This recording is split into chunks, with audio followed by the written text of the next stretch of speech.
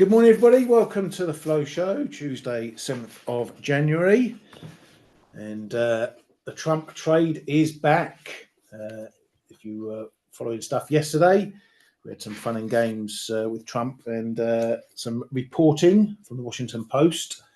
And fortunately, some good pips made by some of us in the trading room on the back of that. We'll talk about that in a moment. But you need to be ready for this for the next 4 years, maybe. We shall see. Right, let's kick off with what's going on in the news front. PBOC keeping those fixes very, very tight. 718.79, just up 3 pips from the 718.76 yesterday. And Bloomberg had a piece out just about offshore one borrowing costs. They're apparently surging over in Hong Kong. The overnight interbank rate over there rising to 8.1%. Long story short, that makes it very expensive to go short the currency, i.e. the one continuing to weaken. So that is potentially another tool they're using, keeping that overnight rate high. Just to put a bit of pressure on people who are selling the yuan. So that's keeping the currency in check. It has more in-depth connotations, obviously, being a borrowing rate. But the conclusion from that for the yuan especially, again, as I say, is that they're not letting it wander too far away from here. On the gold front, they've added to gold reserves for the second straight month after being a bit barren into the latter part of 2024, but they seem to be back on the buying front. Over in Japan, Finance Minister Kato is making a bit of a mess of things. He opened up with comments saying that they can't rule out the chance of Japan going back into deflation. Not comments the Bank of Japan or the PM will want to hear when they're trying to dig their way out of deflation still and get the economy moving the right way. So a bit of a negative comment there. Then he jumped around on the FX stuff going on, said won't comment directly on FX levels, but then trotted out the same old lines, recently seeing one-sided rapid moves, important for currencies to move in a stable manner, reflecting fundamentals, yada, yada, yada. He's alarmed over FX moves, including those driven by speculators, and will take appropriate action against excessive moves. Those comments did knock dollar yen off its perch. It did finally look to be making a decent break of 158, but the verbal intervention giving that a bit of a slap down as well. We're back under, not straying too far from the level though. So I think another move back above 158 pretty quickly, and we could be off to the races once more in this pair and yen in general. Coming over to the data front, it's been CPI day around the grounds, particularly in Europe. Start off with Swiss CPI, which came in pretty much as expected, 0.6% year on year, so down a pip from last month. However, the core number was a bit more soggy, came in at 0.7%, was expected at 0.8%. Last month it was 0.9%, so it dropped 2 pips from last month as opposed to the 1 pip expected, which will put a little bit of pressure on the SNB when they get to their next quarterly monetary policy meeting. Over in France, CPI came in a little bit softer than expected. The French measure CPI came in unchanged at 1.3%, was expected to go up to 1.5%. The Eurozone measure did go up a pip, was expected to go up 2 pips. So as far as that measure goes, it's still higher CPI by a point. The German numbers yesterday, the main German numbers. Now, we got that Hess reading earlier on in the day, which was pretty strong. That number there, 2.7% from 2.0% year on year. So as I mused on the show yesterday, wouldn't be surprised if we saw the main numbers coming in much above what was expected, and that was the case. CPI came in at 2.6 versus 2.4 expected, for up from last month. The Eurozone measure HICP up 5 pips over last month, 4 over expected. So we haven't had any more regionals. They're all probably going to drop tomorrow. Not that it really matters now, because we've got the main German number anyway.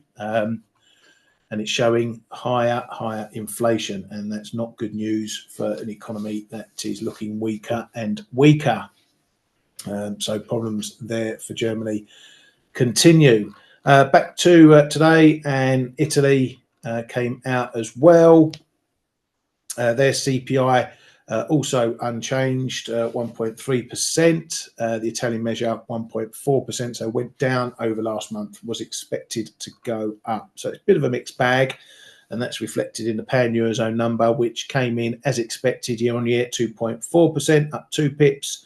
Core came in unchanged as expected, 2.7%. So overall, still sticky inflation for the Eurozone. That's the main theme there. So that's likely to put a bit of pressure on further rate cut expectations for this year, as to how much more, how much further they will go on those. And on that note, we also had the latest ECB survey, although it's for November, the inflation expectations survey. It's not being added to any calendars just yet, but we get it out anyway. 1 year inflation expectations came in high at 2.6 versus 2.5 in October. 5 year expectations 2.4 versus 2.1 prior year on year. Now, CPI expectations is something that the ECB look at very closely. It's not just about what CPI is doing, it's about what consumers and firms think CPI will be doing as well, because that influences their spending behaviours and pricing behaviours, which can then become self-fulfilling in inflation itself. So we've got sticky CPI overall and stickier expectations for CPI overall as well. So not a good cocktail for the ECB, who are cutting rates. Jumping back to yesterday's data that we got out, just some PMI data, final bits and bobs. We had the Canadian S&P Global. Where is it? Is it on there? No, it's not. Okay, so the Canadian Services PMI came in at 48.2 versus 51.2 previously, so that went into contraction. The final US number, services number, that was a decent jump to 58.5 in the flash reading. That pulled back some to 56.8, so gave back a little bit there. Durable goods revisions coming in with the factory orders numbers. Factory orders round about expectations. Some had down 0.3, others had down 0.4, so it came in roughly around expectations. The durable goods number saw a bit of a stinky revision. The original number was down 0.4%. The revision came in at down 1.2%. But some big ticket items going through their defence and the like, because things like core durable goods roughly stayed unchanged in the numbers there. Fed's Cook says we can proceed more cautiously on rates. It will be appropriate to cut rates towards neutral over time. Not hearing anything too hot from some of these Fed heads in the early part of the year. They're probably waiting to see what's going to happen over the next few weeks as well. Trump in focus for that. We had a 3-year note sale last night as well, which wasn't the best, but as Mark in our chat room pointed out, they haven't been too hot recently, particularly in the latter part of 2024. So a bit of par for the course for that duration sale there. Over in Canada, PM Trudeau is stepping down. He will remain in place until a replacement comes in. He says that Parliament will be suspended until March 24th. That's why they go through the leadership selection. So he's packing his bags and on his way out. We'll have to wait and see what happens with an election, whether it does come sooner than the planned October date. Right, over to Mr. Trump and the fun and games. So the Washington Post dropped a story, apparently from sources around Trump, his aides, saying that he's readying universal tariff plans, but with a key change. And that key change is that he's got tariffs, or will be having tariffs lined up for everyone, but they will only be on critical imports. So such things as energy, defense, and the like. So that was a little bit of a washing out of the expectations that he would just nail everyone with everything to do with tariffs. So not as incendiary as previously thought, which got the market moving. We saw the dollar coming off in particularly. That got the euro up, dollar yen down and the like. So that was that move there. Because the market had been buying dollars based on the fact that he was going to hit all and sundry with these tariffs. So that wasn't as inflammatory if he was only going after critical imports. And then Mr. Trump at 2:15 yesterday decided to drop a truth bomb. And we've got it here. I will show you it. Where is it? I can find it. There we go. Let's put it on the screen for you. Right there, basically calling the Washington Post story complete bollocks, and that's all it took. Dollar yen and everything else went dollar-wise went rallying all the way back up again. So this is Trump trading, another example of what you're in for over the next few months. Okay, where you get stories, particularly sources piece saying he's going to do something, and then you have to wait for either confirmation or a denial from Mr. Trump. And in most cases, it's likely to be a denial type story, depending on what it is. If it's telling me he's not going to do something, then wait for a denial. If it's telling me he is going to do something, then you wait for a confirmation. Now, this is going to be difficult. And I had a conversation with someone on Twitter about it, saying that it's unfair that traders are going to have to be put through this. Well, all I can say to that is this is what the market is going to be like. Okay, we can't do anything about it. You can't do anything about it. If press want to drop stories and he wants to deny them, this is what you're going to get when it's market moving like this. So what can you do to combat that? Two things.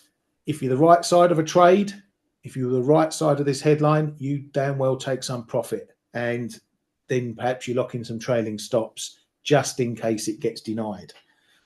If you're on the wrong side of a trade like that and it knocks your stop out, well, unfortunately, that's trading for you. We can't do anything about that, but you can wait for potential denial or confirmation that might send it the other way. And if you're quick enough and if you catch it quick enough, then you can jump on it. I managed to jump on it. I was very late to it, but I got in at 157.03 on the back of that denial headline, and I'm still in the position. I've chopped it up to the 157.60s. So I'm in a position. So that's one way you can try. If you're quick enough to catch a headline, then you can get in a trade.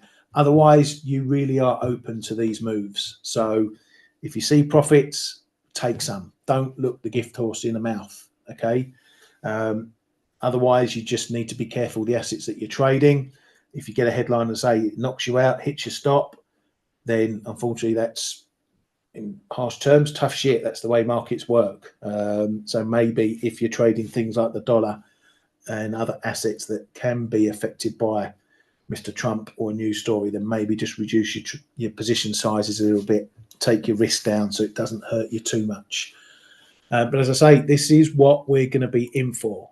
Okay, if you know what's coming, then you have a better chance of dealing with it. But I don't want to be hearing in a month, 6 months time, oh, I don't know how to trade all these Trump headlines and denials and whatnot. Okay, you know what's coming. Get ready for it. Right, moving on. Well, there's not much more to move on to. There's no real other headlines out and about that's of any real note. So we'll carry on looking at prices from this point. Now I want to talk about the dollar overall, and we are seeing a bit of movement in the buck. Pairs like the euro, just now the euro getting up towards yesterday's highs, just another move up. But where you want to be looking right now, and particularly the early part of this week, is, well, any time you need to keep an eye on it, but particularly this part of the year, the early part of the year, is keep an eye on US yields. Okay, we've got a bit of a potential breakout situation going on. Okay, we've already had a big move. We already had a big breakout in tens above 4.5%. That's been holding. We're now looking to get another potential breakout up here. Now, when you're looking at yields, you've got to look across the curve, you know, just to give yourself a broad swathe of what's going on. In the shorter end, 2 years, we're sitting pretty much in the range of where the Fed funds rate is. Okay, so there's not much expectation showing in the shorter end in terms of where the federal funds rate, where interest rates are going to go. The market is sitting pretty that perhaps the Fed is heading towards a pause. So at least in the very short term, rates aren't going to do an awful lot. Yeah, maybe they cut a bit and pause a bit, or, you know, slow and steady. You know, no one's expecting them to cut 3 times in the first quarter of 2025. Okay, so the short end isn't really moving. The further out you go, that's where you're getting the movement.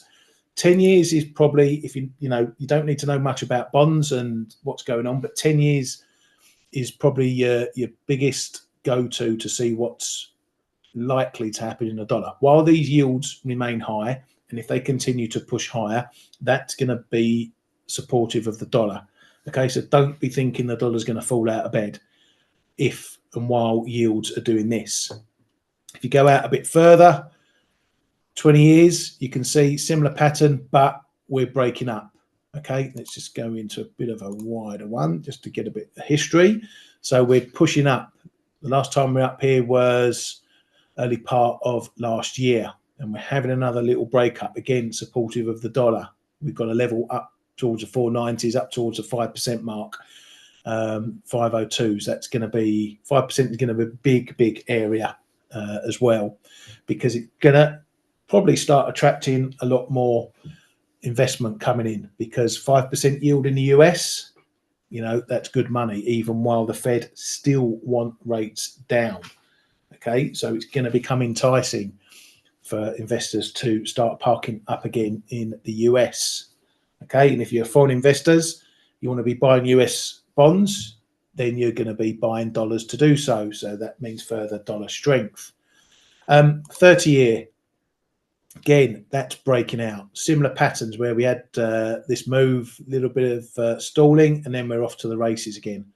Okay, so if you're trading dollar assets, don't be expecting euro dollar to be shooting all the way up to 108 unless something happens on the European side.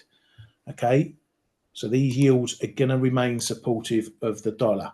It doesn't mean that every move up in yields means the same move up in the dollar. It just means that the dollar will remain supported. So it's going to be difficult for pairs like euro dollar to keep climbing higher. Now, it doesn't mean we can't go on and move up to 105, maybe even 106s, but, you know, you're probably going to find a lot of sellers coming in at these levels. But taking the pure text and sticking with euro dollar, we're up towards these highs. Can't even quite tap the high from yesterday, which could be significant for the rest of the day. Other than that, been banging on about it even before the new year. 104.50 is your number here. That's your first step to get back above if we're washing out this year-end, new year stuff going on here. Okay, so back above this zone is the first positive action. I want to see it holding 104. Now, we didn't do it yesterday, although we didn't dip too far, but if we see it holding this time, if we dip from here, hold 104, I think that might give it the springboard to take it through that 104.50. Get through there, then we slam straight into this big old zone, big historical area that we spent weeks and weeks and weeks pissing around before making a decision. So slam into there. This is probably going to be as tough as the 106s. So this is just a small hurdle here, getting over 104.50, but it's a pretty significant one nonetheless. But again, I'm not expecting this, even if it breaks up here, to be going all the way back up to 109, unless yields start topping out in the US and the dollar starts, heading much lower. But if you want to be long, then look for 104 to hold in the interim. Get that today, as I say, then we're probably going to go and at least have a test, potentially break out through that 104.50. Cable's looking interesting as well.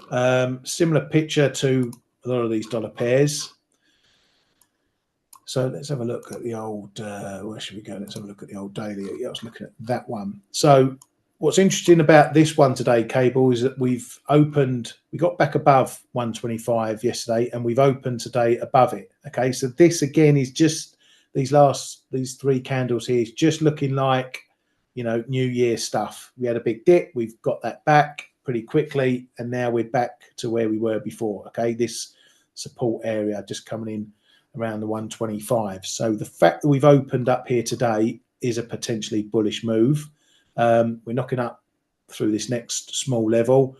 126, 26.15 is going to be the next main level for me. It's your 104.50 in euro dollar.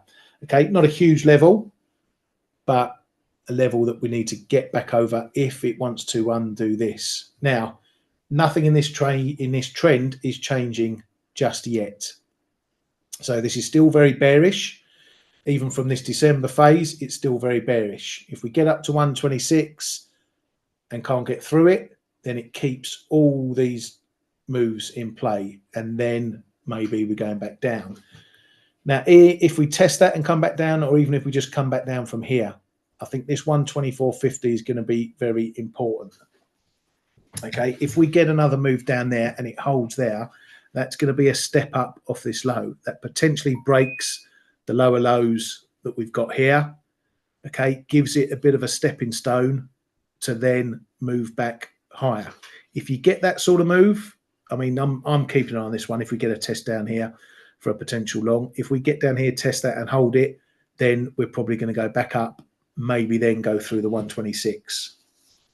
But if we fail to go through there, if we go through 124.50, then this trend is going to continue. We're probably going to have a look down at the lows. We may even pull up at 124 before bouncing again. Okay, as long as we don't get down to these lows, then that's going to be a potential sign of a bit of a bottom in play, and then maybe where we rally to, who knows? It could just be a simple move like this. We get a low, the next low doesn't quite get there, then you get a decent rally. Okay, but it doesn't mean the trend is breaking. So we could go to 24.5, 24, bounce up to 26, maybe even 27 again. Okay, and if we get there but don't get through there, there's every chance we can come back all the way back down again, and then we go through the lows. So depending on your time frame, depending on your time scale, there are reasons why you could go long even in this downtrend. But until this downtrend breaks, be ready to take profit if you get rallies and you're long. Okay, and if you're short, you know the areas that the price needs to hold to keep this trend going. Okay, so you don't need a bias for anything here. You don't need to think, yep, I'm only a pound bull when it's going to 130. Doesn't matter. You can trade this long and short just off the levels that are in play. There's plenty of them, and they're pretty clear. Moving on to the Aussie, which is trying to have a go at this zone. And I've been highlighting this zone for quite some time. It was the potential for being a decent support area. It broke. Now we're trying to get back above it. We're struggling. We had a little poke yesterday. We're struggling again today, just edging above it. If you get above this area, 62, 85, 90, maybe you want to factor in the big figure 63. If we get above there and it starts holding a support, again, that gives it a base to then push on up. As you can see, though, this is still a very, very strong trend. So if we do push up, we're going to get some stuff around 63, 30, 40, but this 63, 50, 70 area, former support area, is going to be important again. So through this level, get up to here, can't get through, then there's every chance that we come back down again, and then we see what it does at this zone. If it carves through the zone, then maybe we're heading all the way back to the lows. This low, though, was pretty important, marked close to that low. So this is really your level. Back through here, then it's pretty open sky, or rather trapdoor all the way down, maybe to the 60 big figure. Okay, so it's an important range we've got here at the moment, and this is what you want to be looking at. Back above here, a bit of relief, but again, nothing changes until we get to at least 38.2% of this move, and that's up near 65, so a long way away. So yeah, while this may have held, doesn't mean we're breaking this trend or even close to breaking this trend, but you can still make money just taking out the small hurdles in the meantime. You know, it's a good 70, 80 pips up to there, which is decent money if you want to take it. But be mindful if we don't get through there. Right, come on, boys and girls, don't keep me talking. I want to see some questions and some things you want to look at in the old chat, so throw it in there for me. Dollar China, which I got fortunate yesterday, taking a short above 135s and managed, again, took profit on those Trump headlines that move down, that saw the dollar get sold off this move here. So I was slicing and dicing all the way down because it started going my way pretty quickly after I got in the trade. So first trade in the new year, I want to take some money off the table as quick as possible. Decent hold 735s today. It's only a minor hold. I'm not going to call it anything significant, but this is pretty decent historical level up at 735. Overall, it's keeping, tech-wise, it's keeping these highs. It's showing how strong these highs are. And that's all I want to see being short at the moment. That's the reason, main reason for the short yesterday, that third time we held these highs. So there's every chance that we do see a bit of a pullback. The forces are still against the one. Okay, so I'm still fighting a very, very strong trend here, particularly that move up from below sevens. Very, very strong move. And we know that everything's lined up against China still.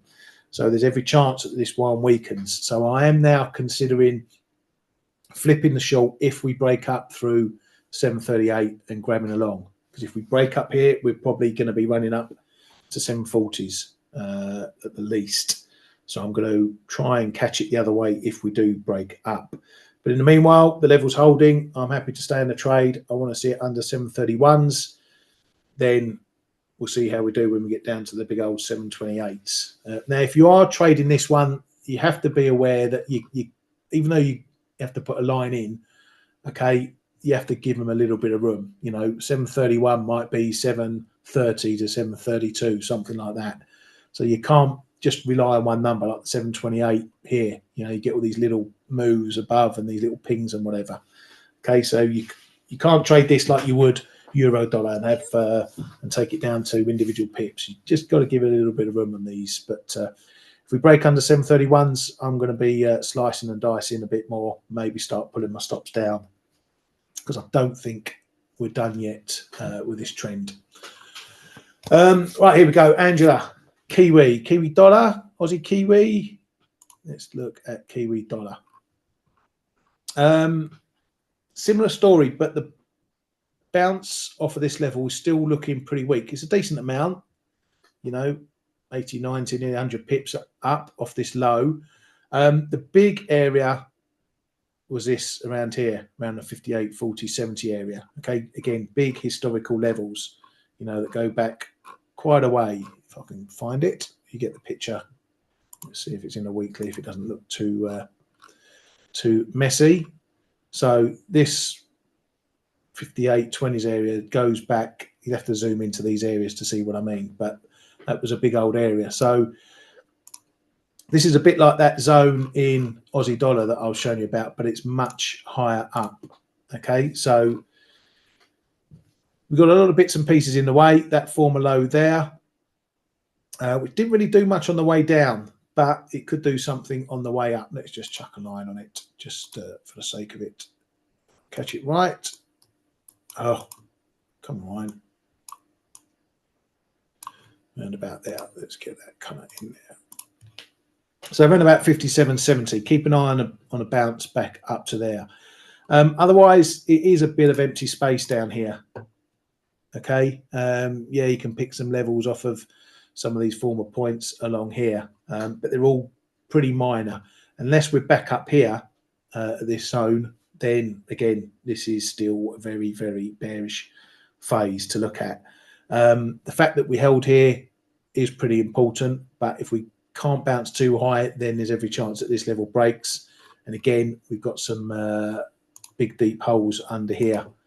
If we get under some of these two lows, under these two, you know, we could be heading down to the 50s or even more. So there's nothing bullish about the longer term picture in this whatsoever, unless we see multiple holds down here against this level 50, what is it, the 55.80, 56. If we continue to hold there, that'll give long something to lean against, try longs off, but the more we test this level and hold it, the greater the chances the break being quite volatile if it happens. So if you're short, you want to be careful. If we're moving up, this would probably be my perfect area for getting back into shorts if we see it, or maybe going on a break trade, 55.80s, 55.70s, something like that, to try and catch the move down. Xiao, dollar CAD. So we had this break. I was talking about this little short-term range that we had.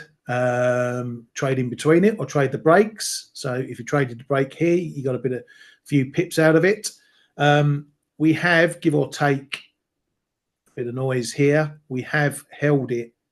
Okay, so I want to see if this continues to resist that 43.40s area. If it does, then we're going to be heading down, or may even be heading down anyway, down towards this next level down here, 42.65. That was a bit of an old level. That's one that, again, one of those historical ones that goes way, way back to that point there. Okay, that's why it's been on my chart for a while. Okay, didn't do an awful lot on the way up as much as I expected, but we did have some big news that drove it up through there. So we had a little bit of a hold. Oh, we had a little bit of a hold before it broke, but straight after it held as support. So it does show you how important this number will be. So that's the level you're going to be looking at if you're short. Well done, but that's the place that you need to get through. Or maybe we develop another range between that area and that area there. But if we go down, test there and hold it, watch what happens when we get back to there. If we hold that, then that keeps the downside pressure in play. Let us know what you're doing, Zhao. You're long, you're short, you're looking to get in, out. What you doing, mate? Sam, Euro CAD. Let me see. I wonder if it's at 146.5. No, it's not.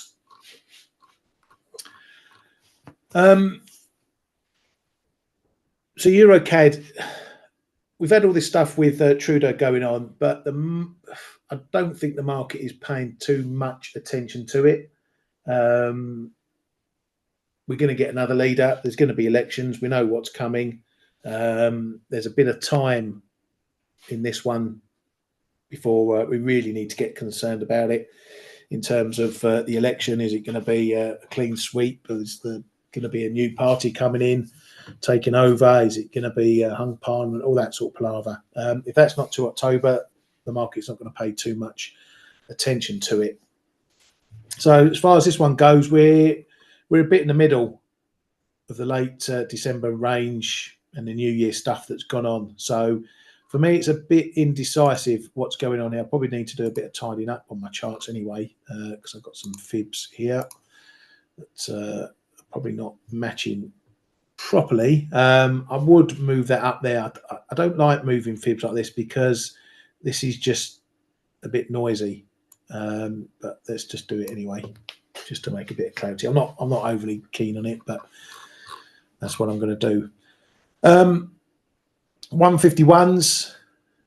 had that level in. It was a prior high. It goes back a bit as well to all these levels here. So a significant level, but we have been breaking above it. So that probably make it a bit of an area.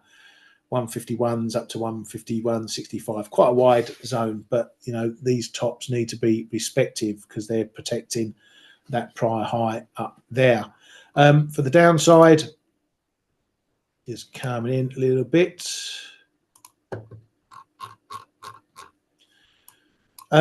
This 148 figure, it's been a bit messy. It's a bit of a pivot point. Okay, if we, well, it's actually just, it's been a bit messy. That's all I can say about that. So I'm not sure about it as a level. I'll probably more focus on the low that we've got down here. But as I say, when we've been away from a level for a while and we come back down, it might start doing something. So use this as a bit of a pivot point. If we're holding it, that's your cue for longs. If we're breaking below it and holding below, that's your cue for shorts. But really here, it's just a bit in the middle. You're hoping it will fill the lower gap. What gap? What, this one here? This gap there? If that's the gap you're talking about, yeah. I don't know, mate. I'm not one for trading gaps. I mean, this is what, 45.60. It's a 30 pip gap. Okay, are you going to be trading what's going on up here just in case it closes down here? Trade what's happening here, mate. Don't worry about the gaps. Okay, if you want to be short for a gap close, you still need to be trading off the levels. You know, we've got a level up here just in the short term, as I said, probably right in there, 150.5. Okay, and we've got the level into 148s. So if you want to be short, trade what's going on up here. Okay, not what might happen down here. You know, you're 300 pips away, 400 pips away. Okay, if it closes, it closes, great. But you know, I'm not trying to tell you how to trade, mate. But yeah, I'm not one for gaps, particularly when they're 400 pips away. If it's going to close, it's going to close because of some other reason other than it's a gap and it needs closing. Okay, so just trade what's going on here. There's enough space here to trade stuff and position. And if you get the gap closed, then you're on the right side and it's happening for some other reason. So keep an eye on that. What else? What else? Stocks. Well, let's have a look at gold quickly. Otherwise, I'll get told off if Reggie's in the house if I don't look at gold. I thought we might have seen a bit of more of a lift on the China headline. They're back into gold because that has always been a bit of a springboard for buyers to come in if they know they've got some backing from China. So the fact gold hasn't really moved higher on the back of those headlines suggests that, you know, maybe the market is now a bit more balanced in what it's trading. Certainly, you know, since we had this big long move, this is probably, let's go a bit wider again. Let's have a look at the daily. It might be a bit messy. Let's get rid of that crap. So we've had this big trend, and this is looking to grow into maybe another bit of sideways action that we got here. Okay. The only difference in pattern with this is that we made a high and we kept just a little bit of an uptrend going in this. The lows couldn't get as far as this low here. So high, had a high, then we had a higher high. We had a dip. Dip got bought. We couldn't quite get down to that dip, and then we went on again. This one's looking a bit more balanced, as I say. We've had a high, we've had a dip, and we haven't even come back close to the high, and we're finding resistance well below that high. It doesn't mean it's not heading higher.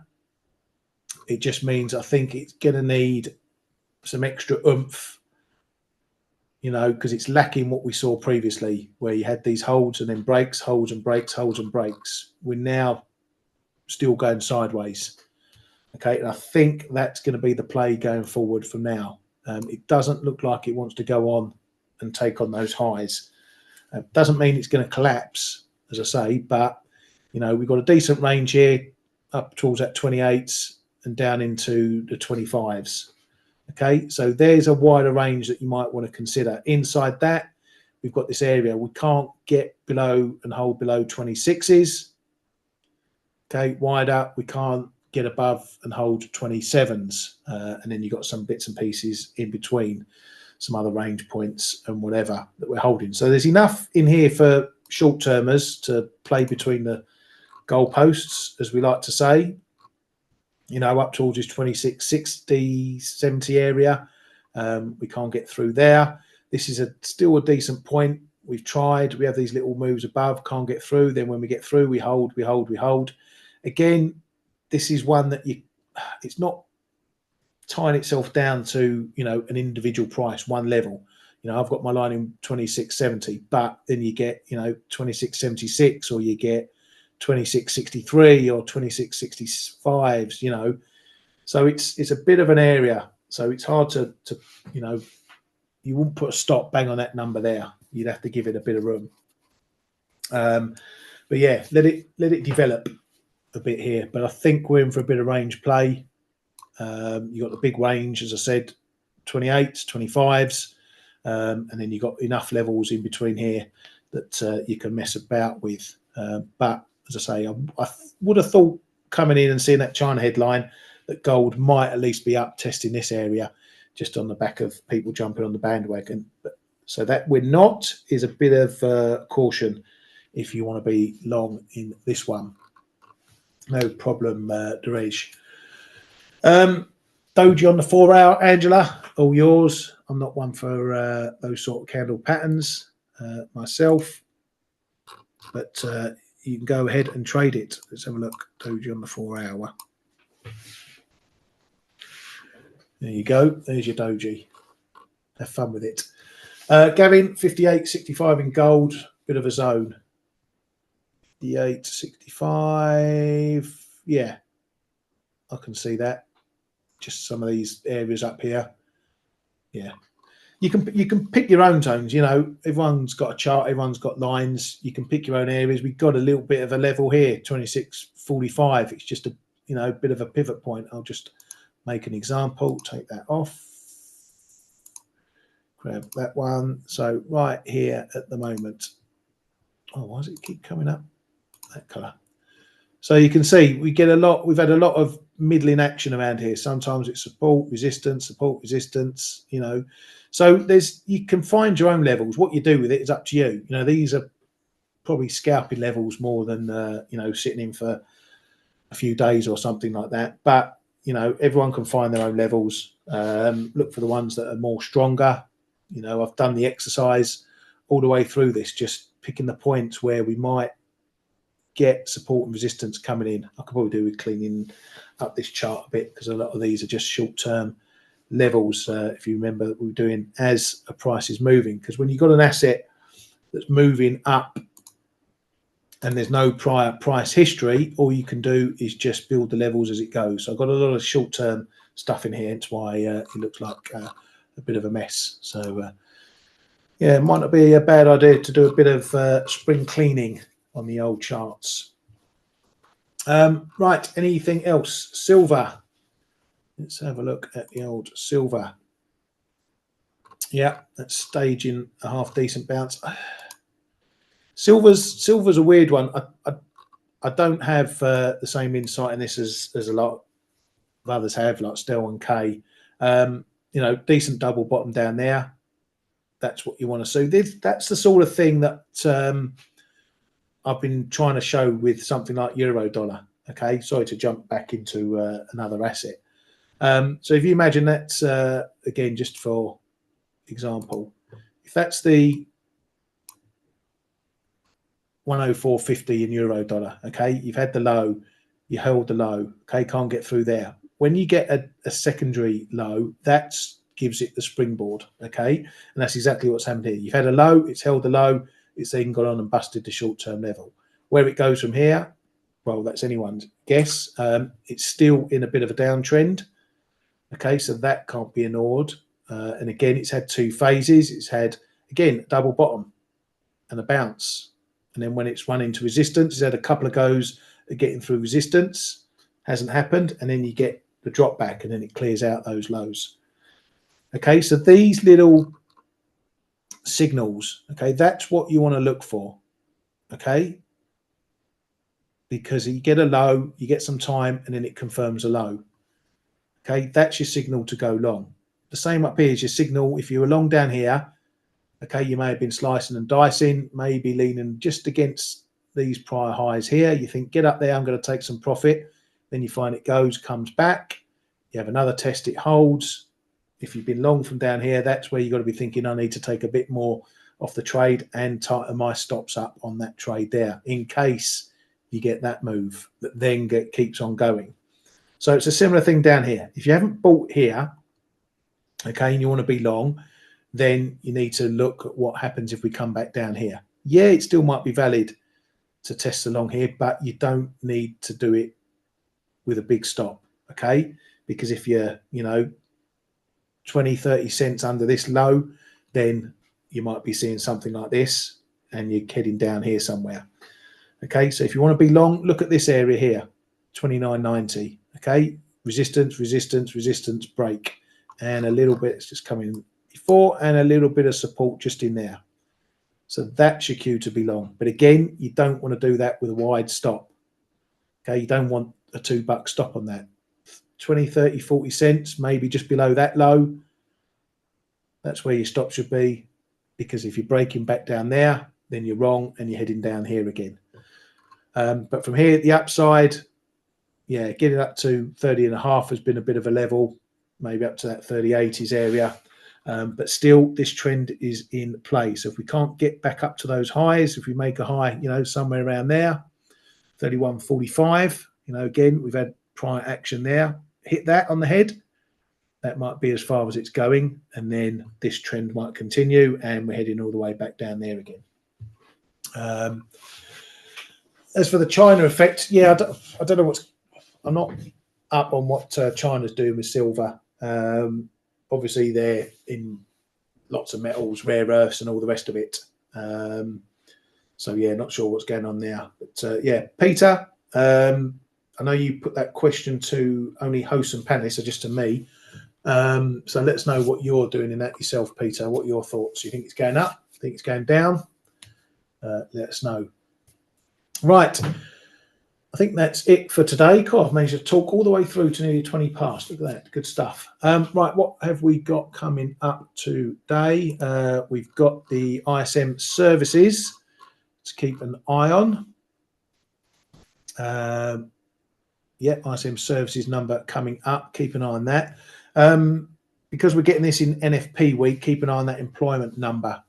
We saw a bit of a wet one from the manufacturing number yesterday. If we get a dodgy one in this one, that will put a bit of pressure on NFP expectations. Then after that, we get, or at the same time, we get JOLTS, which is a bit lagging. That's November data.